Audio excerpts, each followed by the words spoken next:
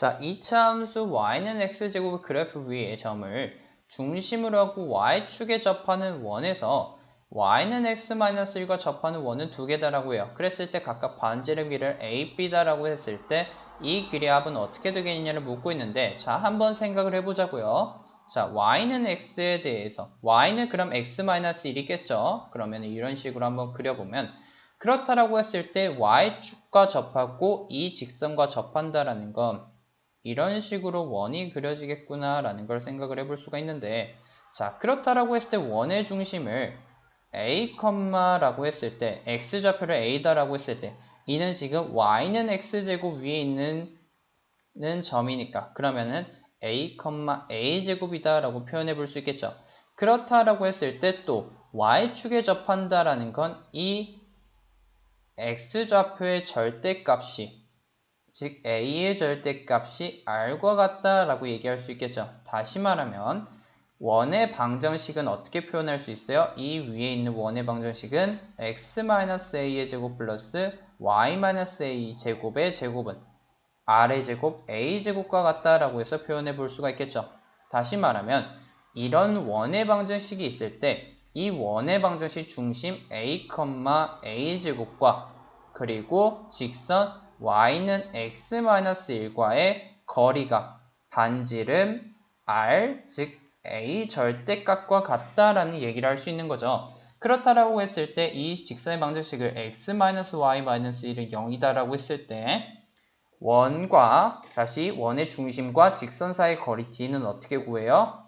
루트 1의 제곱 플러스 마이너스 1의 제곱분의 절대값식으로 대입해보면 a 마이너스 a제곱 마이너스 1의 절대값, 즉 루트 2분의 a제곱 마이너스 a 다시 a 마이너스 a제곱 마이너스 1의 절대값과 같다라고 해서 풀어서 써볼 수가 있고, 그렇다라고 했을 때 이게 얼마 a의 절대값과 같다라고 얘기를 하고 있는 거니까 이를 대입해보면은 정리해보면은 a 마이너스 a제곱 마이너스 1의 절대값은 루트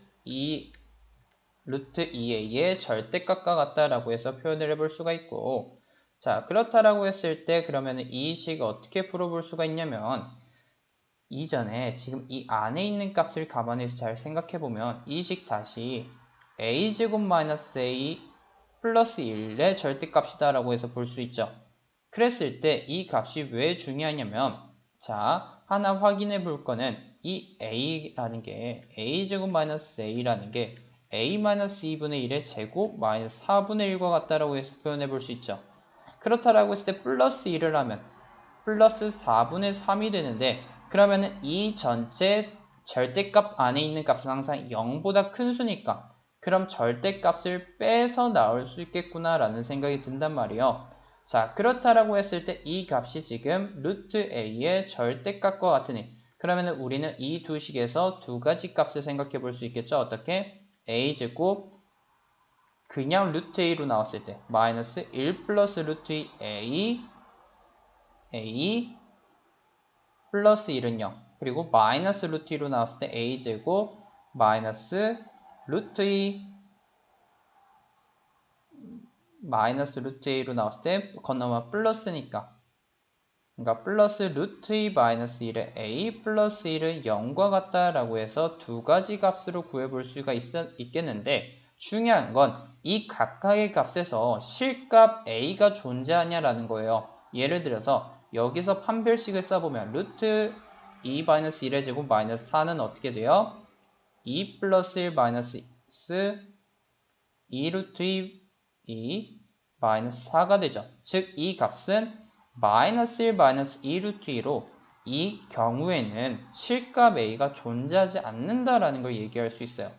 반면에 첫 번째 경우에서 판별식 써보면 1 플러스 루트 2의 절대값 마이너스 4는 계산해보면 3 플러스 2 루트 2 마이너스 4, 즉 3 루트 2 마이너스 1로 0보다 크니 이 a값 존재한다라고 얘기할 수 있고, 그렇다라고 했을 때 여기서 이 지금 값들은 두 개가 나오니까 판별식이 0보다 크니 서로 다른 두 값이 나온다라고 얘기할 수 있고, 이게 각각 반지름의 길이 a와 b다라고 얘기할 수 있겠죠. 지금 제가 기호를 잘못 써서 조금 헷갈릴 수 있는데, 반지름의 길이를 안 헷갈리게 알파 베타다라고 해볼게요. 그럼 알파 플러스 베타의 값은 어떻게 되겠느냐를 생각해 볼 수 있는데 그럼 이 알파 베타라는 건 결국 이 값의 근인 거니까 그럼 근과 계수의 관계에서 알파 플러스 베타는 어떻게 표현할 수 있어요? 1 플러스 루트 2가 된다라는 걸 확인해 볼 수 있겠네요.